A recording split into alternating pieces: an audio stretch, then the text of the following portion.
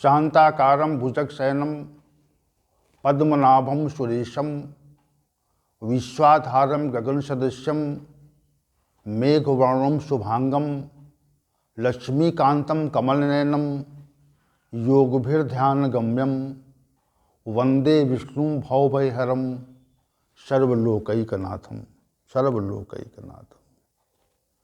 कर्पूरगौरं करुणावतारं संसारसारं भुजगेन्द्रहारं सदा वसन्तं हृदयारविन्दे भवं भवानी सहितं नमामि। वसुदेवसुतं देवं कंसचाणूरमर्दनं देवकी परमानंदं श्रीकृष्णं वन्दे जगद्गुरुं श्रीकृष्णं वन्दे जगद्गुरुं। भगवत गीता के इस विशेष ज्ञान सत्र में भगवान शंकर जो समस्त ज्ञानों के स्वामी माने जाते हैं, उनकी विशेष अनुकंपा है। उस अनुकंपा का हम आभास करते हैं, क्योंकि जो भी सिद्ध लोग हैं वह उनकी कृपा के बिना अपने अंतःकरण में स्थित उस तत्व को नहीं देख सकते जब तक भगवान शंकर की कृपा नहीं होती है। इसलिए हम ऐसा आभास करते हैं कि इस ज्ञान सत्र में उनकी नित्य उपस्थिति रहती है और वे हमको विचार देते हैं कि यह ऐसा कथन करना है, ऐसा बोलना है, ऐसा कहना है। चूँकि भगवान शंकर ही समस्त ज्ञानों के स्वामी हैं और उनके द्वारा ही ज्ञान प्रकट होता है, ऐसा कहना चाहिए। जितना भी सांसारिक ज्ञान है, आध्यात्मिक ज्ञान है, उसके जो उद्भव करता हैं, उसको जो प्रकट करने वाली सत्ता है, वह भगवान शंकर ही हैं।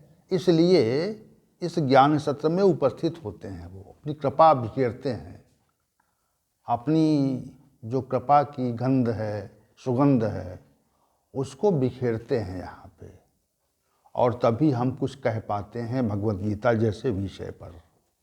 तो भगवान श्री शंकर भगवान को प्रणाम करके, भगवान श्री गोविंद को कोटसा नमन करके आज का जो गीता सत्र है वो आरंभ किया जाता है। तो कल के सत्र में हम सभी ने श्लोक संख्या 5 पर चर्चा को विराम दिया था। इसलिए आज का जो कथन है, आज की जो व्याख्या है, वो श्लोक संख्या 6 पर आरंभ करते हैं। तो श्री भगवान ने कहा, तत्सत्त्वं निर्मलत्वात् प्रकाशकम अनामयम सुख संगेन बध्नाति ज्ञान संगेन चानघ। हे अर्जुन, हे निष्पाप अर्जुन, उन तीनों गुणों में सत्वगुण तो निर्मल होने के कारण प्रकाशक है और विकार रहित है। इस कारण वह सुख के संबंध से और ज्ञान के संबंध से जीवात्मा को बंधन देता है। फिर समझिए इसको आप। हे अनग, हे अर्जुन, उन तीन गुणों में जो सत्व गुण है वह निर्मल है, प्रकाशक है और अनामयम विकार रहित है। इसलिए वह सुख के संबंध से, ज्ञान के संबंध से मनुष्य को बंधन देता है। देखिए, अब चूंकि श्लोक संख्या 5 में ये तथ्य स्पष्ट हुआ था कि ये तीन गुण जो हैं, तीन गुण ही अविनाशी जीवात्मा को बंधन देने में मूल कारण है। तो सत्वगुण कैसे कारण है? सत्वगुण कैसे कारण है? इस तथ्य को यहाँ पर श्री भगवान ने प्रकट किया और कहा, पहले तो सत्वगुण का स्वरूप क्या है ये बताया, और उसके पश्चात सत्वगुण किस प्रकार से अविनाशी जीवात्मा को बंधन देता है इस तथ्य को प्रकट किया। दो बातें हैं इसमें, इस श्लोक में। इसके पूर्वार्ध अंश में, श्लोक संख्या 6 के पूर्वार्ध अंश में जो ये कथन है, तत्सत्वम निर्मलत्वात् प्रकाशकम अनामयम, वह जो सत्वगुण है वह निर्मल है, और दूसरा कहा कि वो प्रकाशक है, और तीसरा कहा कि वो अनामय है। तो पूर्वार्धंश में सत्वगुण के स्वरूप को वर्णित किया गया, और जो इसका उत्तरार्ध अंश है श्लोक संख्या 6 का, उसमें ये कहा गया कि बंधन कैसे देता है वो। तो उन्होंने, श्री भगवान ने कहा, सुख और ज्ञान की आसक्ति से सत्वगुण जीवात्मा को बांधे रखता है, ये बात कही।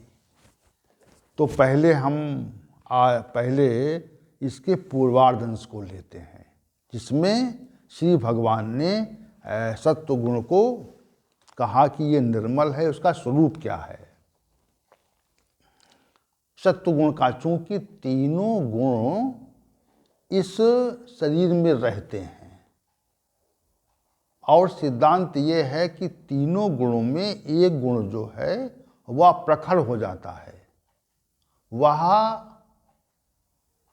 उठ जाता है, प्रबल हो जाता है, और तीनों गुणों में जो गुण प्रखर हो जाता है उसकी वृत्तियां प्रकट होने लगती हैं, और जो शेष दो गुण हैं वह दब जाते हैं, उनकी वृत्तियां दब जाती हैं। गुण दबेगा तो उसकी वृत्तियां दब जाएंगी। तो यहाँ पर जो श्री भगवान का, इस सिद्धांत को आप अपने मन में बनाए रखें, इसी सिद्धांत पर ये सारा कुछ चलेगा। इस तत्व को श्री भगवान ने आगे कहा भी है। तो आप पहले ये समझ लें कि जो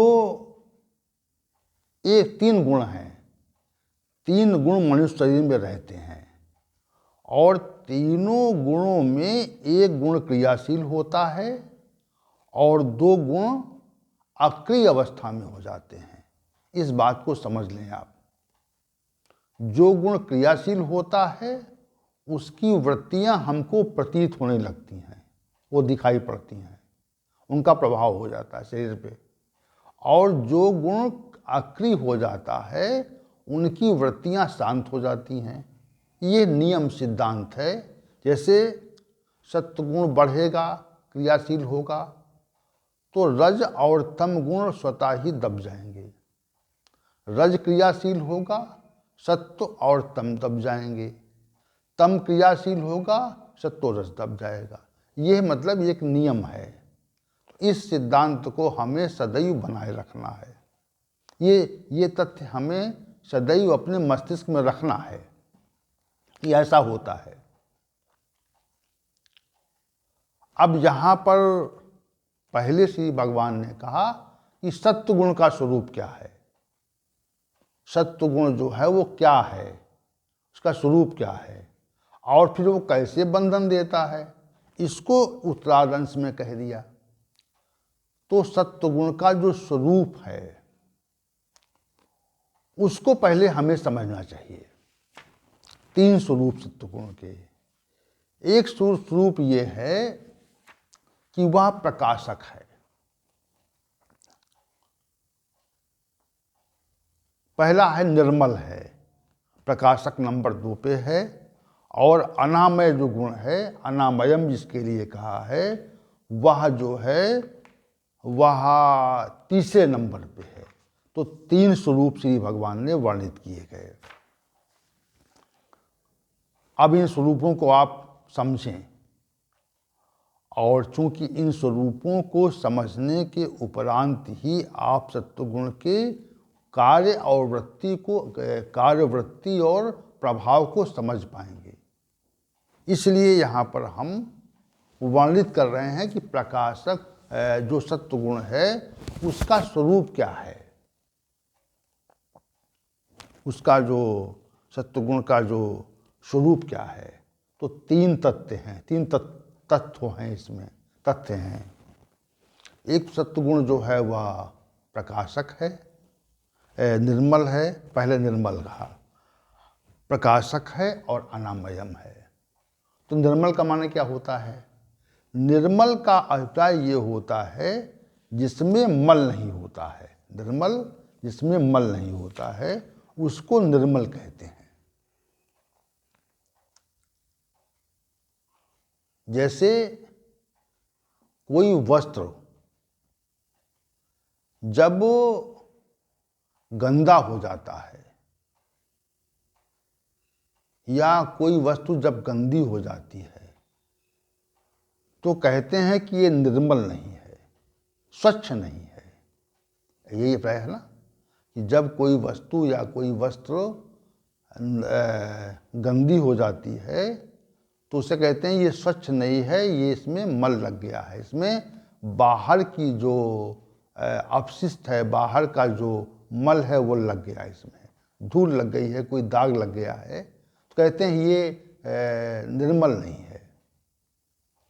तो उस वस्त्र को या उस वस्तु को जल आदि से धोते हैं तो उसमें जो गंदगी थी उसको निकालते हैं, उसमें जो मल था उसको निकाल देते हैं, तो कहते हैं अब निर्मल हो गया, ये इसमें मल नहीं रहा, स्वच्छ हो गया।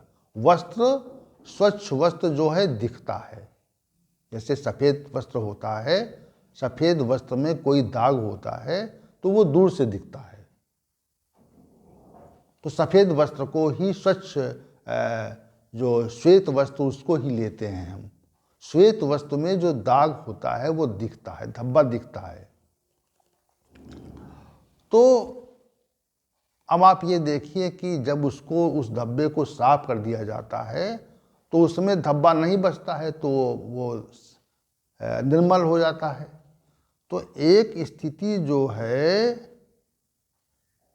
वह धब्बे वाली है और एक स्थिति जो है वह धब्बे से पृथक वाली है। जब वस्त्र साफ कर दिया गया तो वो निर्मल हो गया। तो वैसे ही श्री भगवान ये कहते हैं कि जो ये सत्व गुण है ये निर्मल है, इसमें स्वच्छता है। तो शेष जो दो गुण हैं वे निर्मल नहीं हैं, वे निर्मल नहीं हैं। सत्व गुण जो है वह रज और तम की अपेक्षा निर्मल है। निर्मलता का जो गुण है वह सत्व में तो है, रज और तम में नहीं है। श्री भगवान का कहते हैं इतना है कि जो निर्मलता का गुण है वह सत्व में है, सत्व गुण में निर्मलता है, और जो रज और तम हैं उनमें निर्मलता नहीं है। यदि सत्वगुण, इसीलिए सत्वगुण यदि प्रबल हो जाएगा, सत्वगुण शरीर में प्रबल हो जाएगा, प्रखर हो जाएगा, उसकी प्रधानता हो जाएगी, तो मनुष्य में निर्मलता आ जाती है। निर्मल है इसलिए वह निर्मलता देता है। सत्वगुण निर्मल है इसलिए वह निर्मलता देता है। सत्वगुण के बढ़ने पर जो मन में तमाम प्रकार के रागत द्वेष होते हैं वह दब जाते हैं। किसी के प्रति राग और किसी के प्रति द्वेष की और अभिमान का जो भाव है वह, ये जो तमाम नाना प्रकार के जो अवगुण हैं या दुर्गुण हैं वह दब जाते हैं, वह समाप्त हो जाते हैं। मन में निर्मलता हो जाती है। प्रत्येक प्राणी के प्रति ईर्षा देश का जो भाव है वह समाप्त हो जाता है। यह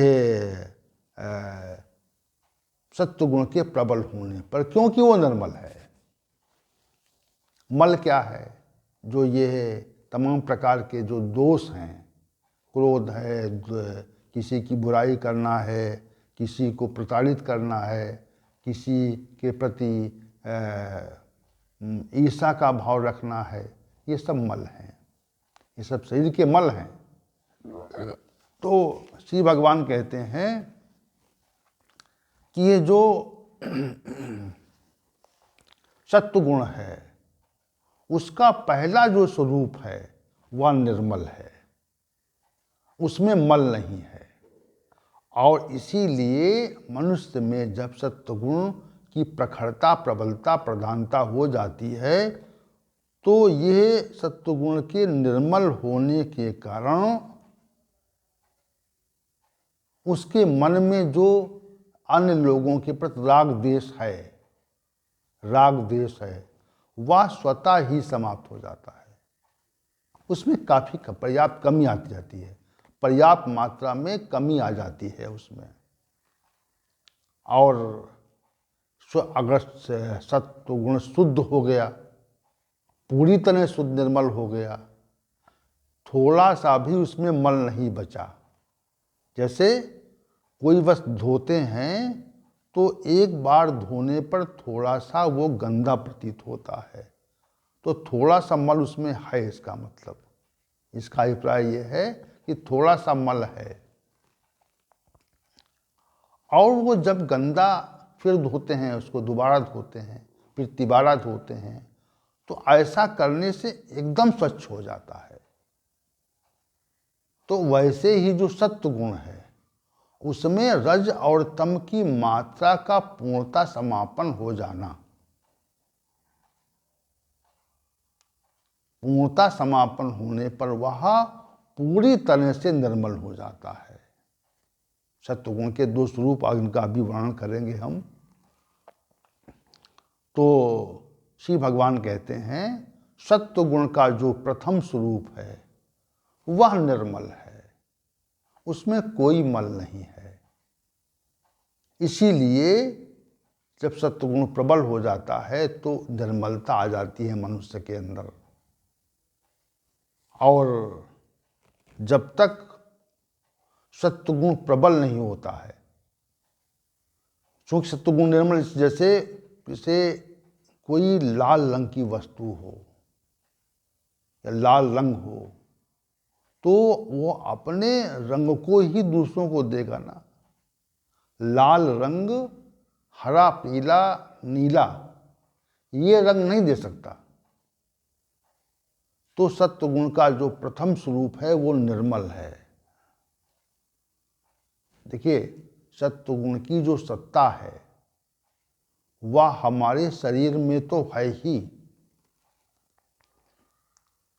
और हमारे शरीर के बाहर भी है। सत्वगुण सर्वत्र है।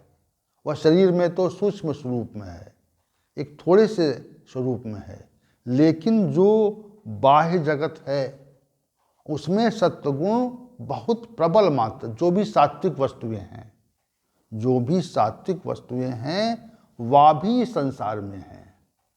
उन सात्विक वस्तुओं के सेवन से मनुष्य के अंदर जो सत्वगुण है वह स्वतः बढ़ जाता है। इसमें फल है, दुग्ध वगैरह है, तो जो फल है वह सत्व है, सात्विक गुण है। और दूध और उससे बने हुए पदार्थ ये भी सात्विक माने जाते हैं यदि वो मिश्रित ना हो। तो फल में जो रस है,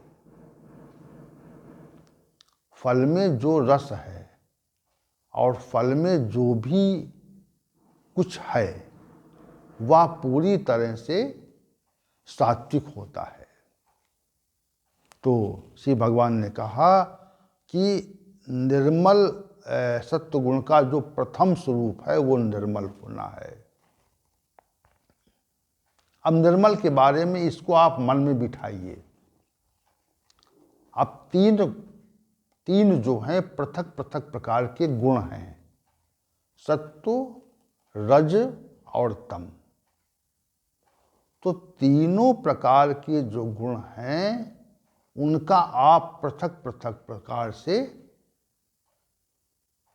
आभास कीजिए। शरीर में तीनों गुण हैं और यदि इसलिए जो शरीर पर जो शरीर की जो लक्षण होते हैं, क्रियाशीलता शरीर की होती है, उसको देखकर ही अनुमान लगाया जाता है इस तत्व की प्रबलता है, रज की प्रबलता है या तम की प्रबलता इसके अंदर है। तो यहाँ पर जो पहला गुण है वह निर्मल है। तो इसमें सत्व गुण की चूंकि दो स्थितियां हैं, एक तो शुद्ध सत्व और एक मिश्रित सत्व। सत्व गुण में थोड़ा सा भी अंश रज और तम का आ जाएगा तो उसकी निर्मलता में बाधा पड़ती है, उसकी जो निर्मलता है वह समाप्त हो जाती है। थोड़ा सा भी रज और तम का मिश्रण होने पर उसकी जो निर्मलता है वह समाप्त हो जाती है। रज और तम का थोड़ा सा मिश्रण आ जाता है तो उसको शुद्ध सत्व नहीं कहते हैं, उसको कहते हैं मिश्रित सत्व है। सत्व तो ऐसे जैसे मान लीजिए 100% सत्व गुण है और उसमें 20% रजगुण मिला दिया जाए, 30% तमगुण मिल जाए तो जो सत्व गुण का जो मात्रा बची वह बची 50% और 20% रजगुण मिल गया, रजोगुण मिल गया और 30% तमोगुण मिल गया तो वो मिश्रित हो गया। इसको सहज भाव समझिए आप। सहज भाव से इसका जो सहज स्वरूप है हम वो दे रहे हैं कि वो निर्मल नहीं रह गया, फिर वह निर्मल नहीं बचा, वह मलयुक्त हो गया, वह मिश्रित हो गया। शुद्ध सत्व में तम और रज की मात्रा शून्य होती है। शुद्ध सत्व में रज और तम की मात्रा शून्य हो, जैसे किसी वस्त्र को हमें 3 बार स्वच्छ करना पड़े तब वो शुद्ध हो। जैसे हम ये देखें किसी वस्तु में अधिक गंदगी है तो एक बार साफ करने पर उसमें जो प्राथमिक गंदगी अधिक मात्रा गंदगी थी वह साफ हो गई। दूसरी बार साफ करने पर जो मध्यम प्रकार की गंदगी थी वो साफ हो गई और तीसरी प्रकार के धोने पर वह पूरी तरह से मल रहित हो गया। उसी प्रकार सत्वगुण जो है वह जब तक रज और तम का मिश्रण रहता है तब तक शुद्ध सत्व नहीं होता और रज तम का जो मिश्रण समाप्त हो जाता है तो उसमें शुद्धि आ जाती है, पूरी तरह शुद्धि आ जाती है। और जब तक मिश्रण रहता है तब तक वो पूरी तरह से निर्मल या मल रहित नहीं होता, उसमें अशुद्धि रहती है। तो अशुद्धि रहने तक सत्वगुण मिश्रित होता है और उसी प्रकार से जब तक सत्वगुण मिश्रित रहता है तब तक रज और तम की जो वृत्तियां हैं वो मनुष्य में प्रतीत होती हैं। सत्व के शुद्ध हो जाने पर रज और तम की वृत्तियों का पूरी तरह से समापन हो जाता है। तो सत्व और रज जो है जब तक मिश्रित रहता है तब तक सत्व गुण में जब तक रज और तम मिश्रित रहता है, थोड़ी सी मात्रा भी रहती है, तब तक पूरी तरह से वो निर्मल नहीं होता है। तो सत्व गुण का वास्तविक स्वरूप यहाँ पे श्री भगवान ने निर्मल कहा है, वह नहीं बन पाता। ये विशेष बात है यहाँ पे। तो निर्मलत्वात्, निर्मल होने से, जो दो गुण हैं, प्रकाशक और अनामयम, ये दो गुण अन्य भी हैं, लेकिन पहला श्री भगवान ने इसको निर्मल कह दिया। तो निर्मल इसलिए कहा कि जैसे किसी भी वस्तु को पूरी तरह से शुद्ध कर दिया जाए, और जितनी अधिक मात्रा में रज और तम सत्व में मिश्रित होते जाते हैं, उतनी ही मात्रा में सत्व जो है वो मलयुक्त होता जाता है। फिर समझें इस चीज को। तम और रज की जितनी जितनी मात्रा सत्व में मिलती जाती है, उतनी ही मात्रा में उसकी जो निर्बलता है वह समाप्त होती जाती है। जो शुद्ध सत्वगुण का जो गुण है, वो स्वरूप है, वह पूरी तरह से निर्मल है, जिसके लिए श्री भगवान ने कहा तत्व तत्र सत्वम निर्मलत्वात्। उन तीनों में सत्वगुण जो है उसका पहला जो स्वरूप है वह निर्मल है, और जब निर्मलता मनुष्य में आ जाती है तो उसके अंदर विशेष प्रकार की शांति का आभास होता है, विशेष प्रकार की शांति का आभास होता है, और वह शांति उसके अंदर से मिटती नहीं है। अशांति रज और तम का लक्षण है। पहली बात, अशांति जाती नहीं है, शांत रहता है। अधिक न बोलना, मौन रहना, अनावश्यक क्रियाकलाप न करना, अनावश्यक चेष्टाएं न करना। अनावश्यक चेष्टा न करने वाला व्यक्ति शुद्ध सत्वगुण की ओर बढ़ जाता है। लक्षण क्या है ये तो बात का विषय है। पहले यहाँ पर जो स्वरूप है, जो इसका सत्वगुण का स्वरूप, इस पर चर्चा हो रही है। तो सत्वगुण का जो स्वरूप है वह पहला निर्मल है, और जब तक निर्मलता नहीं आती है तब तक हमें पूरी तरह से उसको शुद्ध नहीं समझना चाहिए। थोड़ी सी भी मलिनता रहने पर सत्वगुण में शुद्धि नहीं होती है, पूरी शुद्धि नहीं होती। इसलिए श्री भगवान ने कहा कि जो सत्वगुण है वह निर्मल है, निर्मल है, मल नहीं उसके अंदर है। और जब वो प्रबल होता है तो शरीर में जितने भी मल हैं, क्रोध के, लोभ के, मिथ्या भाषण और तृष्णा, आकांक्षा, पाखंड, कष्ट, शोक, मोह, विषाद, दीनता, निद्रा, आशा, कर्मणता, विषय भोग की इच्छा, सांसारिक वस्तुओं को एकत्र करना, ये सब समाप्त हो जाता है। निर्मलता के कारण हो जाता है, निर्मलता के कारण हो जाता है। जितनी भी रज और तम की वृत्तियां हैं जो विशेष प्रकार की हैं, अवगुण और दुर्गुण, रजोगुण के कारण अवगुण उत्पन्न होते हैं और तमोगुण के कारण दुर्गुण उत्पन्न होते हैं। तो जितनी वृत्तियां हैं उनका स्वतः ही समापन हो जाना ही शुद्ध सत्वगुण की निर्मलता का प्रतीक है। निर्मल, निर्मल मन जन सो मोहि पावा। निर्मल मन जन सो मोहि, जिनका मन निर्मल है, मल रहित है,